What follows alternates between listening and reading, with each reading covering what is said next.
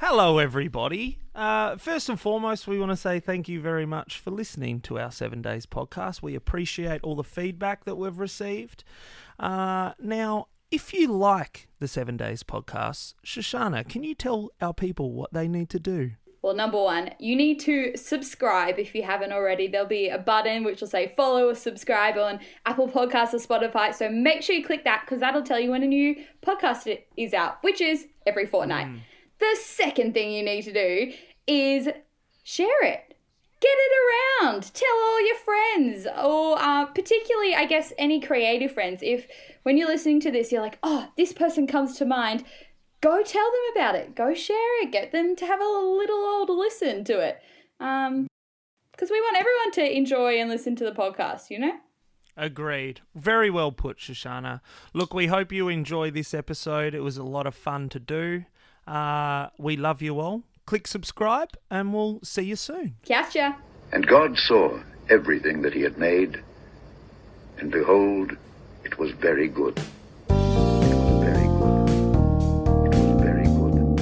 And behold, very good. It was very good. It was very good. Hey, welcome back to 7 Days Podcast. I'm Shoshana. Behold, I am Dan. very good. And today we have... I'm Cale. And I'm Colette, and we are the directors and founders of 3D Arts Company based in Melbourne, Victoria. Hey, welcome. That was a Thanks. great introduction. That was probably the most official one we've had from a guest. Classic. That's very true. Great. You introduce yourself. You're doing our job for us. It's great. I loved it. They're prepared. They know what they're doing. They've come Job in done. here. Well Great. rehearsed. That's right. Seasoned veterans. So good. Well, as you said, right, Cale and Colette, you're the directors of 3D Arts, which we'll get into in a little bit. And you're very creative. I don't want to give too much away. You're amazing creative people, but in one kind of sentence, could you each summarize what your art form is? Like what's your thing? What do you do? Yeah. One sentence. Yeah, good luck. Great. Yeah, This is the elevator pitch, is it? So I would describe myself as a theatre maker and arts practitioner. What? Urban arts practitioner.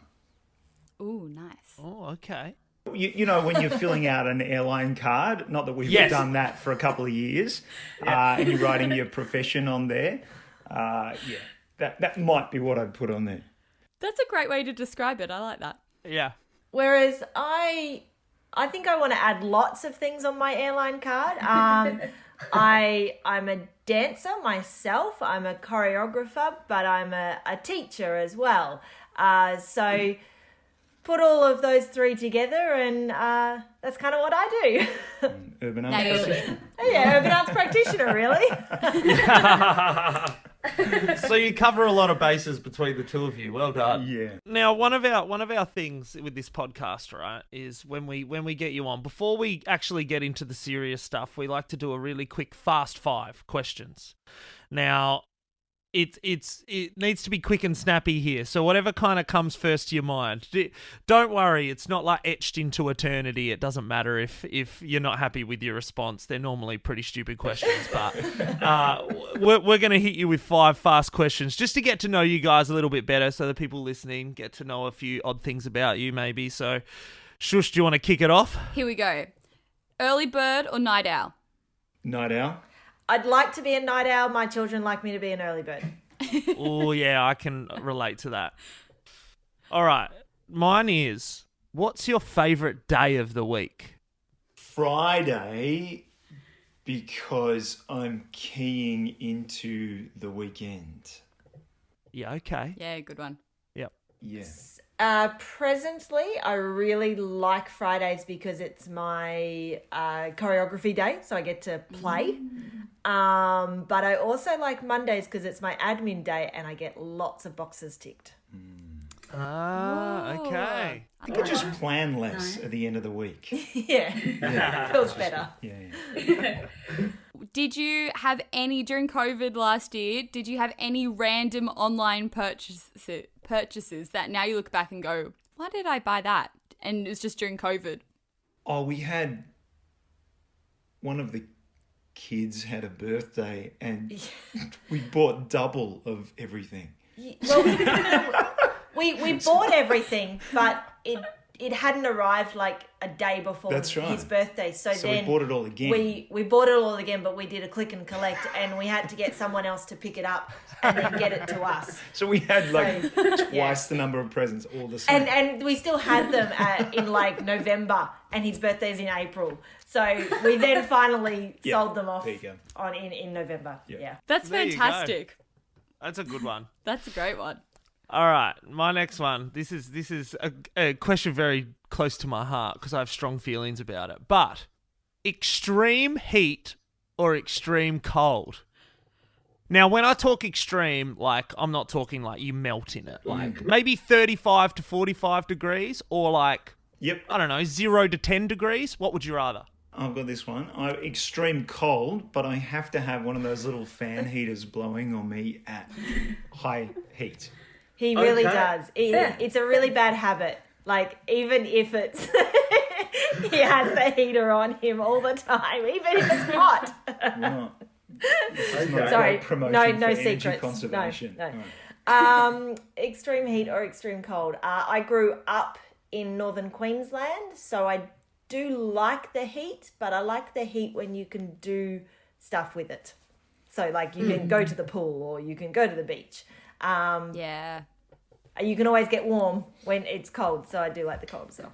So I moved to Victoria. So. Yeah, you're speaking my language. We could have a podcast about weather with me. Like, I'm very adamant about it. That's the next podcast we're Yeah, doing. yeah. It's just extreme heat, extreme cold. And last question of our fast five, which hasn't been the fastest five, but that's okay. That's probably on us more than anything. If you could learn one new skill, what would it be? Ooh. We're teaching ourselves to write a blog. Ooh. So realizing that doesn't come automatically. There's a set of skills. You can't necessarily just translate being a writer or a theatre maker or whatever into blog writing. So that would be a skill I'd love to perfect. Nice. There's probably things I'd like to be able to cook. I'm not much of a chef or a cook. So I don't know. I don't know my answer to that. That's fair. That's all right. We can go with cooking. I think the thing that goes with that, though, is a veggie garden. I'd really like to grow my own veggie garden. I've got little pots, but it hasn't made it to the garden yet. We've got the Woolies seeds thing going, but that's it. So we're going to pivot slightly, and in a very rough overview, I know it's really hard to do rough overviews, but we'd love to hear a little bit about your origin story. We do this on each podcast, just ask everyone who comes on just to give us a brief overview of kind of how you came to where you are today in, rough terms. Anything to add, Dan? Have I summarised that? No, you've summarised that fine. Just I guess the background of what you've done to get to where you are, and I guess pivotal moments of your life that have got you there, really. Yeah. Oh, great question. Thanks so much. We run, and as Cole said, we founded an organisation called 3D Arts Company, which we describe as an urban arts discipleship movement.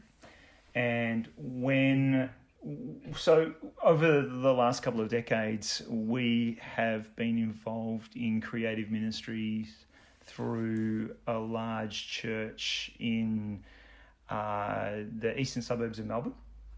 And so we've always been, we're both teachers and artists ourselves. And so we've always been involved in the creative ministries, and we've always been involved in the industry. And I suppose God had put a burden on our heart many years ago when we were travelling in the UK, probably going back about 20 years ago. We were in the UK, and funny enough, we were at a Hillsong London service in Piccadilly Circus. And we felt like at that point, God was sort of planting some seeds about where he would have us planted and grow from. And we came when we were there in the UK, we visited a number of ministries there, travelled to Manchester and saw, I suppose, a picture of what we felt like God was speaking to us about. This kind of idea of using the arts as a vehicle to express God's heart to the world. And we went to some of the most disadvantaged places in Manchester and different parts of the UK. And we saw some amazing ministry initiatives and missional endeavours going on. One particularly, I don't know quite how specific you want us to be, but the message in the UK was something that inspired us. So we come back to Melbourne, and we felt like God had said to us, had planted that seed for that sort of ministry and mission in Australia, but nothing really happened, I suppose, for sort of that 10 years where he was just growing us deep. I'll try and be quick about this. Sorry, this is the succinct version. No, you're right. And look, you know, we had kids. We kept serving locally and felt like God was growing us and kept teaching us and did that thing you do when you're an artist where you wore about 6 different hats and tried to kind of make ends meet and pay off your mortgage and those sorts of things. And we ended up having kids, went back to the UK about 12, 13 years later. And when we were there, we thought we were going over to plant our roots in the UK and to serve over there and to join in with this kind of arts movement that we'd seen happening. But it was very clear we were there. God spoke to us and said, you need to plant this in Melbourne. I haven't brought you here to do it here. You need to be back and grow where I've planted you. And so we came back to Melbourne and we took some baby steps, some really big risks at that point. And we never felt like God ever had called us to start a performing arts academy. We never wanted to be the directors of a company. But we started with one. We had one family that we shared the vision with, and they said, yeah, we'll get behind that. And so around 8 years ago, we took this little tiny risk and 3D Arts was born. And we now have a really varied and diverse expression of what 3D Arts is. We have a performing arts academy, several hundred kids involved in that. We have a theatre company. We have a young adults theatre company, we have a dance company that are offshoot arms of 3D Arts. We go into schools, we go into community groups, and we work with community partners to pioneer arts initiatives to try and be good news and bring social change through the arts. So, in a nutshell, that's kind of our story. Cole, did you want to add anything? No, I don't think so. Look, we both trained as artists at university, which is where we met. So I think that was kind of the start of the journey. We both had that creative desire to do that field, to be in that industry, but we didn't know where that was going to take us. And yeah, this is where we've arrived. So good. There's a really interesting, as you were talking, I've realised there's a common theme with a lot of people that I've spoken to that are in the creative arts around ideas that are planted for them, and they're planted on travel so many times. Like, and I don't know, just while you were talking, I was like, hold on a minute. This is such a common story with a lot of people that I've spoken to before, that they are traveling and something, it's like God uses that time to plant something in someone. And I don't know. I don't know where I'm going with this, but I wonder if that's like a vulnerability thing or what that is. And it's obviously you guys are prepared, right? Like, as you're saying, you had already done the work. You had your training. You had all the skills were there, and God used that moment to say, now's the time to go. And I wonder, you've got something to say though. I'm interested to hear what you say. I think the best way that we can understand it, and we've seen it play out in so many different spheres of our journey, is this idea of the proximity principle. And it sounds like a sort of fancy idea, but I suppose what we understood was God was stirring something, and it was our job to be obedient, to get proximal to what we felt like God was calling us to. And as we got closer, God's voice became clearer. And so for us, the act of obedience was just go. Just be there. Not have any kind of roadmap, but just be proximal and get close to what we feel like God was saying. And as we got there, it became really, really clear. God closed and opened doors very vividly for us. Very strongly. The day of the meeting. having our car break down twice. On the way to a particular meeting that we thought was going to be like, this is the meeting. And then the car hire place told us the wrong petrol, and we put the wrong petrol in the car, and we just stopped. And then our car was parked on the street, and someone just crashed into it. And night before. So we literally, we were fine. We were inside. But literally God was like, no, I'm closing these doors. And but we needed to get close in order to, I guess, open our eyes and go, right, this maybe isn't what we thought it was going to be. And then God could reveal the next thing to us. Yeah. Bit of an aggressive move by God, though. Just car hitting your car while parked. That's a bit aggressive, God. Calm down. It's really strong messaging. Yeah. Well, we're not going to... We're not necessarily chalking that all up to God. We're just sort of saying we felt like he was making it clear to us through other people, and there were others who prophesied at that time that our place was definitely back here. But I think that phrase, grow where you're planted. And I think what I see a lot, what I think we see a lot is young artists who have shallow roots. And I think, the parable of the 4 types of soil of the seed, things can spring up really quickly, but if there's not deep roots in the soil, then they won't, there's that sense, they're not going to be sustained. There's not going to be sustained growth. And so I think, just hearing that grower of planted you, and I think that's been an encouragement to us over many seasons where we've felt like we've been in and out of God's grace, just like, why is this not working? And then at other times, wow, this feels effortless, has just been that thing about having our deep roots in the local church. So, and having a spiritual family around us. So that's been a key learn as well. So good. Oh, I love that. And I love just jumping it back a little when you were talking about like you didn't know the roadmap, but you just getting close, that proximity, being like, cool, we'll just go here. And then God kind of reveals like the next door or not all the closed doors, right? And I think so often we just want to say, God, show us the whole map. And it's a thing we've heard time and time again of that, no, sometimes it's just the next step, just the one thing at a time. But so often we're like, I want to see the end. I want to see where we end up and all the little points in between. But it's just about being obedient in the little things and following his voice there. Yeah. So good.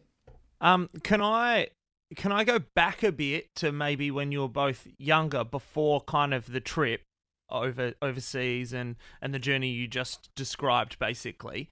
Within your local church, with your art forms, did you find that as, like, was it challenging or was it easy because you had champions that were helping you in those spaces? Or just talk about kind of the journey of you locally with, with your dance or with drama in your local setting. You're talking, because Crossway Baptist, am I correct? Is that where you guys go? That's our home base, yeah. Yes. That's your home base. So you grew up there? So oh, here we go. Yep. I like okay. this. So Cale and I met in university, and at that point neither of us were followers of Christ. And so we came to know Jesus in university and through a theatre company. So through the uni theatre company, someone that was in that we became great friends with them, and yeah, it was on a production camp actually that I gave my life to Christ, which was really cool. Yeah, and then they invited us to Crossway. So Crossway was our first church, I guess, that we attended, and yeah, it's our home church. It's our spiritual home.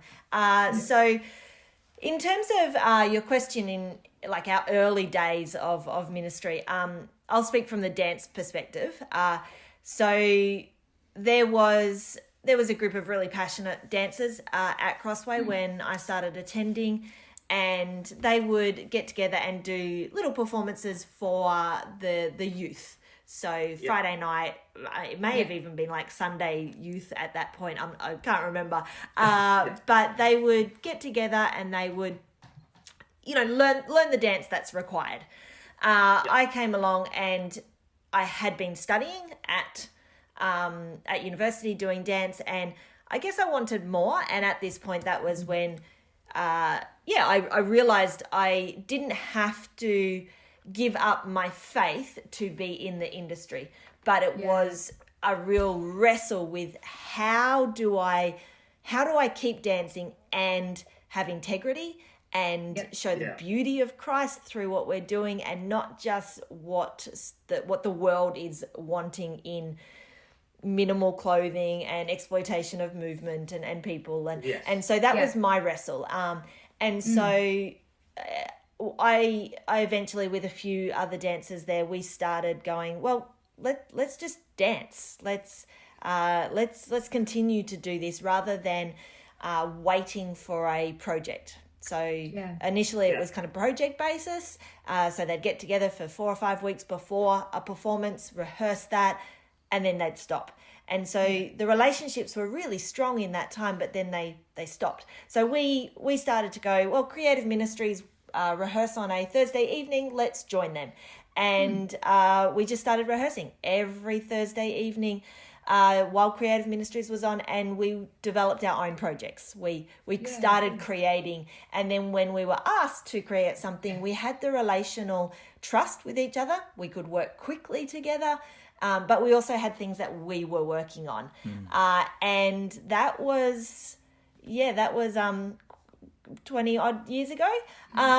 And we still meet on a Thursday night during Creative Ministries time. It just looks a little bit different now. So that's kind of a fast forward version of where it started for dance. Yeah. I think the key thing that Cole just shone a light on was that I think probably 18 years, Thursday nights have been a making night. And with that, before kids, BC, before children, and then, we've got 3 kids now, 2 of which are leaders in the ministry.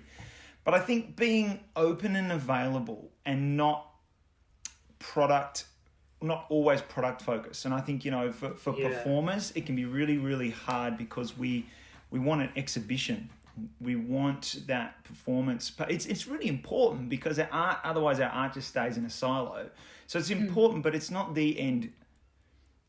It's not the end in itself. So it's both product and process. And so I think for us, just trusting process. So we've seen, if I just pick up your question, the meta narrative for me is that I didn't grow up in a Christian family, but had always been a performer, and I look at the passions that God has put in me, and the way that as I have matured in my, I'm not saying I'm on a process of becoming more mature. I'm definitely not there, but as I've grown up in my ministry, God has started to use each piece of that puzzle. And I'm doing more and more of what I feel like God has called me and made me to do, as he sort of brings all those bits of that journey, that meta narrative, and weaves them back together. And those things are converging kind of in this one role of leading this ministry for 3D Arts now. And so, as I've got a very similar story to Cole, where we just groups of performers that have high trust get together and play. and build that relational currency, and out of that, trust is created, and we can make something when people needed us to. And we did. We wrote work. We took it to the Fringe Festival. We tried to come alongside and say, hey, we're just the difference. We're not trying to be everybody's answer. We just want to be the difference in this space. And there's some mark about who we are and the way we operate. We're being and bringing good news to people. When people go, hey guys, there's something different about you. And people of peace are drawn to that. And, you know, Jesus says in Luke 9:10, you know, this idea of just go out into the world and people who promote peace will be drawn to you. When you find them, stay there. Don't feel like you have to be everybody's answer. So I think that's been a principle at play for us. I don't even know if that answers your question, Dan. No, that's better than my question was. So it was great. On that fact, you're saying, you know, you're going out into the world. The people with peace will, you sit with that. It's probably received well in those circles. I'm assuming you've had the opposite as well, and challenges in that, right? Sure. In the secular, can you kind of speak to that? I'm kind of thinking, if someone's listening that is wanting to embark on a journey that, you know, they're taking it out into the world, but maybe they're scared, maybe they're fearful that it's not going to be accepted by the majority, which sometimes it may not be. Can you speak to that in a bit? Like maybe the challenges you've faced there and what you've found that have helped in that, or even success stories from that?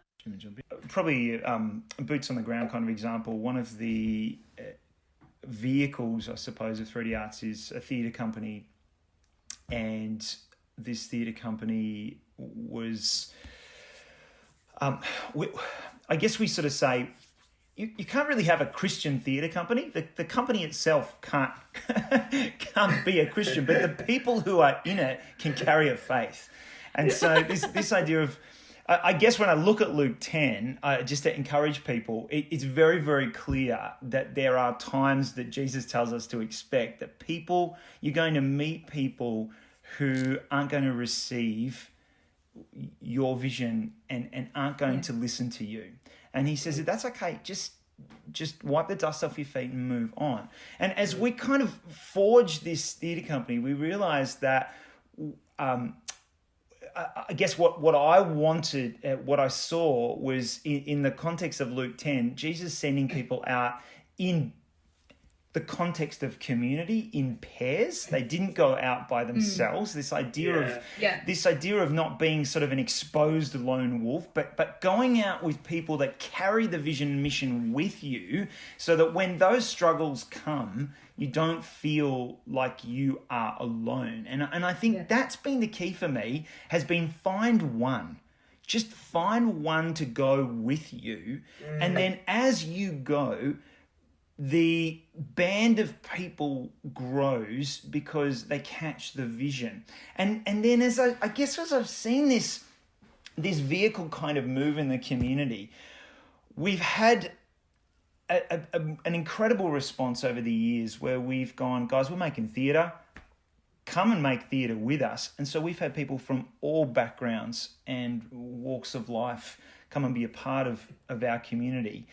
And we've had people in there that have been clear people of peace, people who, like us, listen to us, want to serve the vision, and people who come in and have been great actors and amazing people, but haven't necessarily wanted to serve the vision and have moved on and have gone on and made their own art, and that's awesome. And then other people who've become brothers and sisters and have been with us in and out of season for many years. So I've seen that principle at play through that theatre company. And so I think your question was, how do we encourage people when they face opposition?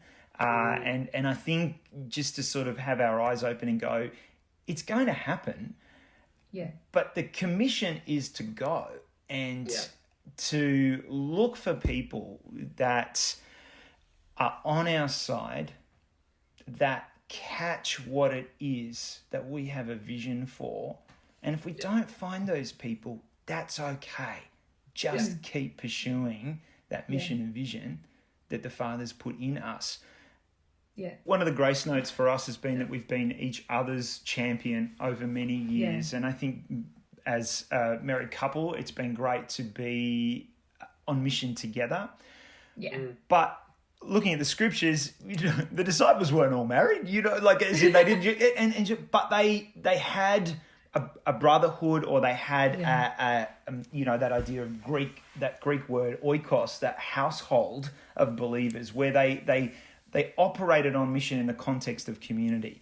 And I think it can be really hard for us when we feel really isolated and out by ourselves. So find that wingman or wing person to bolster and remind you what it is that God has called you to. And I think also not that person to go to just when times are tough, but that person will go, hey, you said you were going to do this. Have you done it?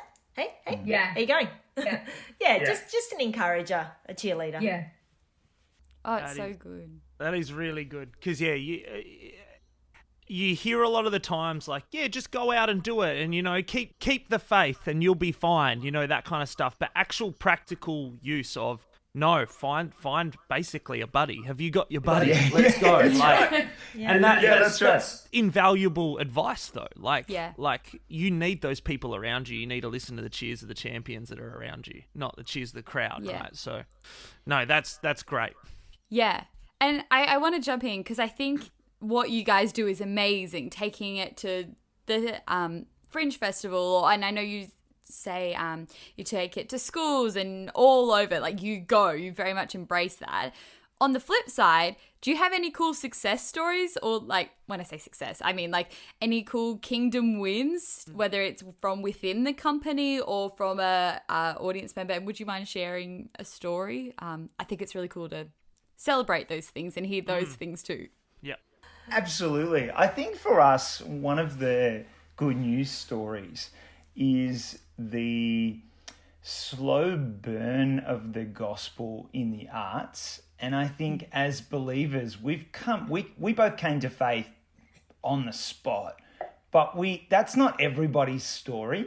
And I think what people are looking for is authenticity and integrity. And what I've seen over the years are people that have come in with perhaps really distant from God, and people who might be a little bit skeptical and sort of perhaps even hurt. And I've seen people step closer and closer and closer to God over the years as they've been proximal to what's been happening. And now they are leaders in our community, people of great influence, people that are carrying our message and bringing good news to the community. So I guess I see that story time and time again. People who are kind of really on the fringe have come in through some sort of project or something like that, and are now living a life of faith themselves and are involved in our community. Thinking about teachers that we have, people who have been involved in our casts, in our shows, and our kids themselves who've come up through our Performing Arts Academy and who have started to own a faith and say, I want to be a Jesus follower, but I know I'm also an artist. And now we've got people who have, I suppose one of the really exciting things for us is, when I talk about the slow burn, I mean kind of the long game, this idea of, there are young people who we've been working with. Okay, so some of them have grown up in a Christian family, but they've had to own their own faith. And so, and some haven't, but we've seen them come up through an academy. We've started working with maybe when they were 6, and now they're 24, having graduated from, sorry, that's a really long time, but try and condense that. But we might have been working with them with an early teenager, and now they're graduated from performing arts, perhaps a performing arts degree, and they're now working in the industry, auditioning for gigs, and they're carrying the DNA that they've caught going through the ministry. So that's something really exciting for us. Yeah, really important. to know that they are owning their worth rather than just the gig that they get, and you know that doesn't define, that job doesn't define you. This has been a long answer, but one recent example we were involved in a large scale, should I say, seasonal event just a few years ago, and I remember being at tech rehearsal, and so try and picture, 150 people in the room, high pressure, the temperature in the room is really tense, and we're in the middle of tech rehearsal, dress rehearsal. Things aren't going well at all. And we're often in a space where we're working with companies, with people whose gig is simply to get in and get out and to rig the stuff, to operate the gear. And really, right at that moment, we felt like things were really hitting a wall, and we felt like this really couldn't go any worse than how it's feeling right now. And really, some really unpleasant words being sent back and forth between different departments, and we're right in the middle on the stage here. And just at that moment, one of our team turned around and said, guys, we can be the 3D difference right now. We can actually be the love and grace and peace of Christ in this moment. And it was really key right then, because anything that anyone needed, we just said yes to. We said, sure, that's great. We just tried to de-escalate the situation and serve. And it was this incredible turning point where we realized the 3D difference is just to be Jesus in the industry. And people to just come away and just go, why? Why are you doing that? And for people to just go, not even if they ask why, but just go, those guys are good news. That they're easy to work with, and I feel like that for us was a moment where we can just be in an industry which isn't good news, which, not to bring a dampener on anything, but we're part of an industry that has a suicide ideation rate 30% higher than any other industry. That's damning. And we need to be part of turning that tide. And so for us, how can we be different in that space? Yeah. That was a long answer to your question, guys. It's good. I loved it. Just cut the bits that you need. Go on. Oh, no, you never do that. No, that's right. Now, 3D Arts Company, I get a bit, like, I'm kind of coming into this, I don't really know much about the company or you guys, really, before this. It was kind of, like, Shush kind of introduced me to the idea, as we spoke about before this pod, like, Ken and Brian, and I kind of get a bit overwhelmed looking at what you do, because there is so much to it. I'm kind of like, I know you've kind of briefly covered a few things to do with, like, 3D Arts Company, but I'm kind of like, can you kind of just run us through all the different wings that you have? Because I think it's really important for listeners to know, like, how much you actually do within that company. Because, like, I'm looking at your website now, and I'm like, man, there's a lot of stuff. You're in schools. You're doing all like, man, you guys do a lot. How are you guys awake? All the drop-down tabs. Yeah, I'm just like, how are you even breathing right now? You guys are pretty busy, I'm assuming. First of all, we have an incredible team. Like, it's not just us. Like, we have an absolute gun team that allow us to do all of what we do. And when I say we, 3D Arts to do. But I guess dialing it back, we have 3 areas. We have our academy, which is our training classes, and that goes from 4-year-olds through to adults. So the training. Then we have our community part, or our arts in action, we call that. And then so that's when we go out into the community. So community events, schools. Sometimes there's once a year events. Sometimes it's a 12-week period where we're in a school rehearsing with them, and we return every 2 years for their production, that type of thing. And the third part is our professional production industry arm, which is our theatre company and our dance company. So that's not a lot that we do. Just those 3 things. No biggie. A theatre company, production company, going into schools. Yeah, it's not much. It's not much at all. They'll fit into one of those. So the logo is those 3 dimensions. But I think that there's probably a couple of things at this sort of back end that sort of drive us. And I think we are motivated by this idea of shifting and impacting culture. And to change culture, so language creates culture.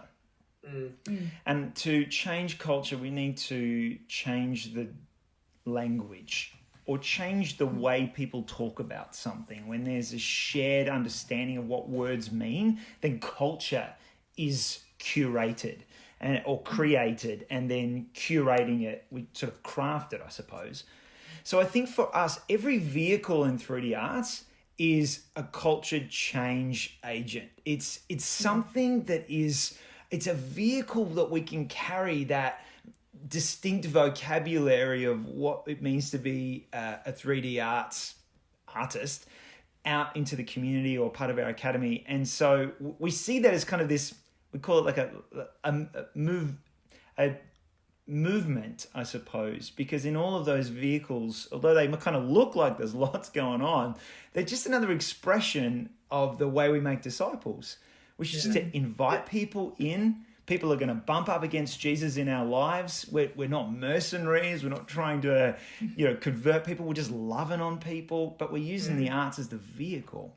And we're just using lots of different vehicles to change and shift culture. So there's distinct language around each of those things. And I think the other real core thing about us, the other thing that motivates us, is each of those vehicles is a vehicle for discipleship. And we understand discipleship as this, the mode of Jesus was to invite people into his life and to say, this is what it looks like to imitate me. So imitate me. And that idea of discipleship being learning the life of Jesus. So when people come into 3D or we go out, they're kind of bumping up against Jesus and they're learning what it looks like to follow the life of Jesus. And it's up to them whether or not they want to imitate that. But what we're really hoping is that they are attracted to Jesus in us and they go, well, I actually want to follow this guy as well. And so we've seen that time and time again. So that, I suppose, it seems like this great big smorgasbord. And really, Cole's right. We don't do it all. We have these amazing theatre managers and directors and producers and writers. But if it doesn't result in movement, then it isn't what Jesus started, I think is something we've been reminded of recently. It has to multiply beyond us because otherwise it will stop with us. So how can we lay down the vision caught by others so they'll pick it up and multiply ourselves into other people?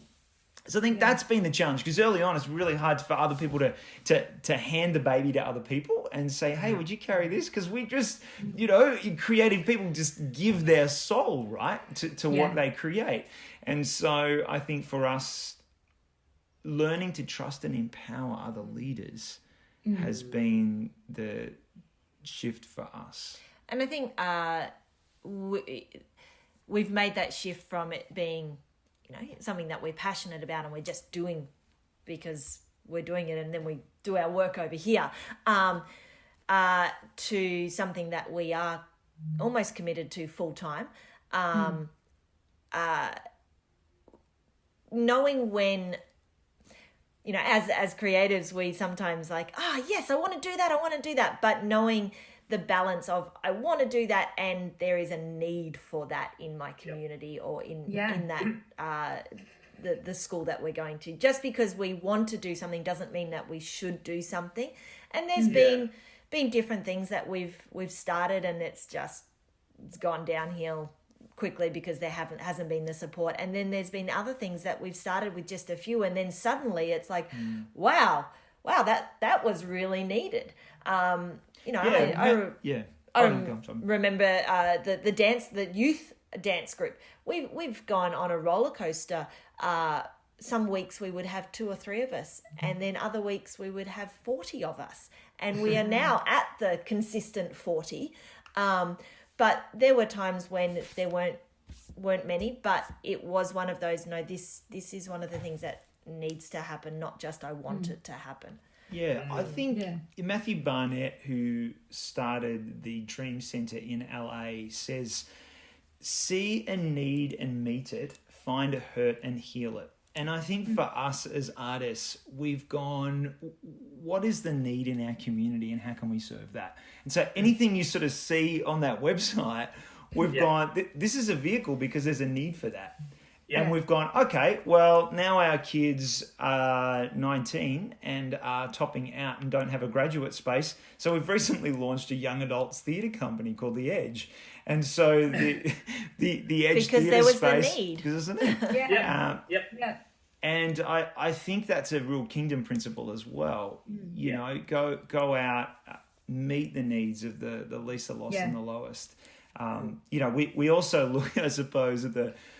You know, this idea of what's at the heart of the 3D Arts vision is the 3 dimensions of Jesus' loves. Jesus loved the Father up. He loved his chosen followers, his brothers and sisters, his extended family, his in. And then he went out into the world and he served and met the needs of the world. And I think so for us, when we sort of draw the triangle, we try and sort of put that grid over 3D Arts. Yeah, that's cool. So how can we pursue the 3 loves of Jesus? We talk a lot, Cole. This is great. It is a podcast. Yeah, it's all we can You're our do. guest. It's literally the only thing we can do on this platform, so you may as well do it. Colette legit just pointed at me and said, I talk a lot. And the polite laughter from them. Yeah, but you've actually got great stuff to say. So as you were talking, I was like, we're pretty lucky. We've got some good guests. Oh, it's so good. It makes our job so much easier when we get good guests, doesn't it, Shush? We don't have to do anything. You just let them talk. 100%. It's the best. I do want to jump in, and I know I don't want to waffle on for... Not waffle. It's amazing. This is gold. No, it's great. That was the wrong choice of words. We'll edit that out, maybe. That's definitely staying. Great. No, I want to go back to the discipling factor. And I think I was just thinking about if I was listening to this podcast and not here and now talking to you, I would love to hear a bit more practically. What does it look like when you talk about we try to, we're discipling people and they're brushing up against Jesus? What does that look like? Does that look like just having relationships with people and taking opportunities to talk about faith? Or does that look like devotions in classes? Or what does that practically look like? If you don't mind sharing. Yeah, great question. And it's going to look different and nuanced in different spaces of 3D. Yeah. But it sounded like Cole was going to answer that question. Yeah, I was going to say it takes on different shapes and forms based on the relationship that we have with the person or the class. For some of our younger classes, we'll just pray at the start of class or at the end of class, or we'll introduce a song at the end of class and say, mostly we'll call it free dance, and then slowly we might introduce the idea that this could be worship dance, and it can be a conversation that you can have with God. Not all of our students are Christians, so we never force anything upon them, but we just share. So in terms of discipling, it's just sharing who we are and our faith and the belief as an organization that we have. And then I guess on a more relational level, we have a few of our young adult leaders. I think they're all young. Some still like younger than young adult. Kind of that age bracket of kind of 16 to 25-ish, where we gather with them fortnightly. And we actually open the Bible with them, and we look at scripture, and we look at what Jesus did and how does that apply to what we do. And, we ask the question, well, what's God saying to you? And what are you doing about it? And how can we apply that in our own personal lives, but also in what we do in 3D arts? Yeah. I think looking again at the scriptures, it's pretty it's really visible that the things that Jesus did when the crowd was present were different to the things that he did when he was with Peter, James and John, or with the 12. And so I think for us, there's a sphere that we operate in, the sort of public or the crowd sphere, where we can put on a show that is going to be good news to people and is going to present. We're not about doing things that are always a Christian piece or based on a parable or anything like that. But, we're going to do a piece, but it has a sort of redemptive arc. It's going to be good news to people. So we're going to do that in the sort of public space. So we're going to perform for people. We're going to make something of beauty and something that people want to come and see and are entertained by.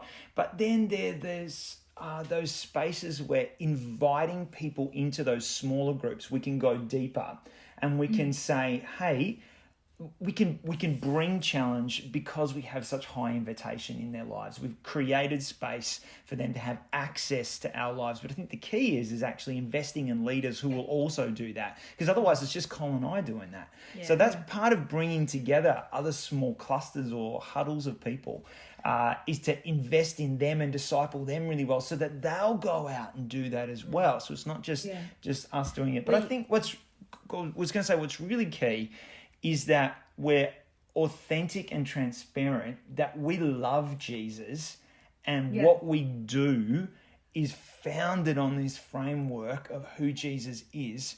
Mm-hmm.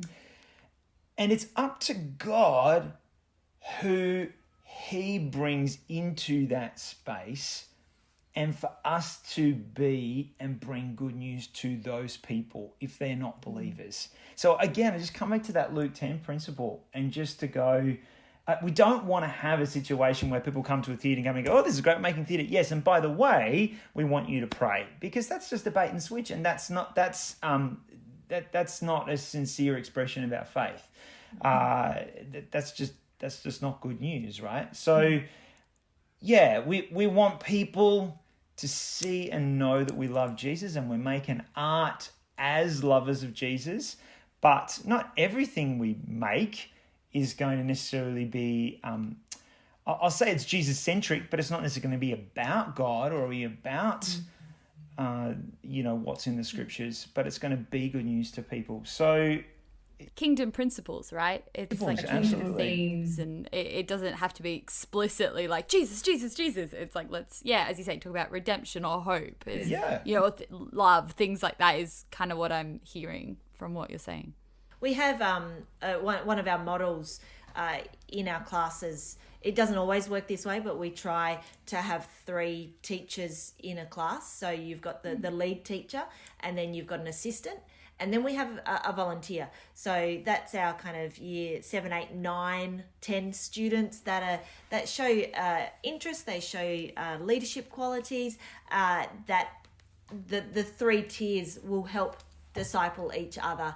And then as they grow, the next generation will then be discipled. So it's not our, as in my responsibility to disciple everyone, but to know that we're doing this. It's kingdom. We are all part of the responsibility of discipleship. I think that we need to redeem the word or sort of reconstruct the word disciple, because we've sort of made discipleship a kind of professional endeavor, when we know what we really want to do is put it back in the hands of the people, not the pastor and the pulpit, right? And the idea of going to be a disciple simply just means to be a learner of the life of Jesus. So how can we create spaces where people learn what it looks like to live the life of Jesus in the arts, That's all we're trying to do, Yeah. is distill down discipleship to that simple principle Yeah. and look for people of peace. We're still learning. Yeah. And we're still learning. And you know, once the soil temperature is at different levels with different people, and some people are ready to sit down and read the scriptures and just do discovery Bible method with people, study with people, and just go, what's the scripture saying to you? You know, let's sit in the scriptures, let's pray together, let's worship together.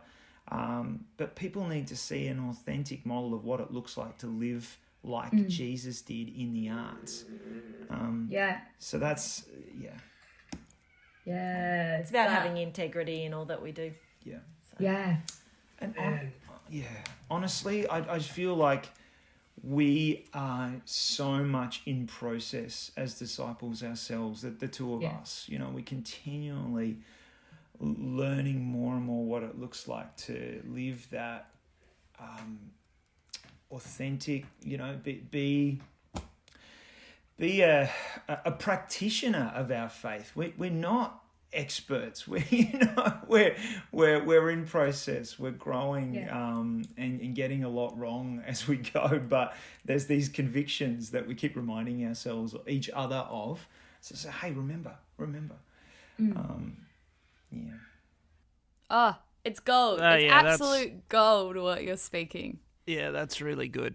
And I actually think, like, I could talk to you guys for like 4 hours, by the way. Just letting you know. I only just met you, but I feel like this conversation could go for a very long time. But we do have a meeting to get to. No, I actually think that might be a good spot to kind of leave it, Shush. What do you think? Yeah, no, I was thinking the same. It feels like a really great spot to wrap it up at. I think you just summed everything up. Like it is a common theme with absolutely everyone we've spoken to, and that's just been kind of amazing. Just to hear like the simplicity behind everything, but also how hard it is. That simplicity is actually quite hard, but yeah, that balance between what we do and actually letting go of control and letting God do his thing, and actually having those first principles ticked off, everything else flows from that. And like I'll just say, like, I just want to honor you guys personally, because like I said, like I didn't really know you before this. I've looked into the stuff you've done basically in preparation for this, and I'm blown away. And even you talked about language informing culture, right? And everything you've said over the last hour, like I haven't heard religion or like ulterior motives, or it sounds authentic. I hear kingdom, and kingdoms come up a lot. And like, I want to honor you guys. I think that's phenomenal. Like I can't help but look at hearing your kind of origin story and how you both kind of came to know God, and what you're doing now and how much they're in line with each other is definitely not a coincidence, right? Like, there's no way you don't see yourself in all of these kids, right? Like, and that blows my mind. So just honor you guys. I think that's amazing. I think you're doing amazing work. Yeah, and I love what you do. I have watched from a distance for a couple of years, just watching on social media and different things, and it's so cool. When I first encountered 3D arts, I loved that this was a vehicle for people out there, that arts and faith, there was a place where you could come and do that. And so thank you for being obedient all those years ago, and getting close and opening going through the doors God opened, because it's amazing what you do. And I all the things, for the way you take scripture and the commandment of go into the world, and you use your gifting, the vehicle of arts, and go, great, let's go. But then you're also discipling, all the factors. It is inspirational. And I think, particularly as a drama person myself, and a bit of a dancer as well, I am so passionate about these ministries, and I love to see them thriving and doing well. And I think you're a great example of that and a great inspiration. So just want to honor you guys totally for the work you've put in, for the way you lead your teams, and so many young people and adults in your ministries. It's awesome. But thanks for coming on the podcast as well. It's been so great to talk to you. Thanks so much for having us. What a way to start the week. Yeah, it's been a real privilege. And it's so nice to sometimes share what we do and remind ourselves what we're doing. Because sometimes in the middle of it, you just forget and you just, and you're on autopilot. So thanks for letting us talk. Absolutely. Our pleasure. Anytime. And like I said, I feel like we could unpack a lot of things over a lot of hours. So we'll probably call on you again at some point, I reckon. Maybe we Part can 2. unpack a few of these practical discipleship things or something. I don't know. I think you've got a lot of wisdom to give to a lot of people. We'd love to share. Thank you so much. Well, we better get writing that blog. Yeah. It was very good. Yeah, we'll be watching. Very good. All right. Thanks, all. Thank you very much. Behold, Thank you. it was very good. It was very good. It was very good. It was very good. Behold,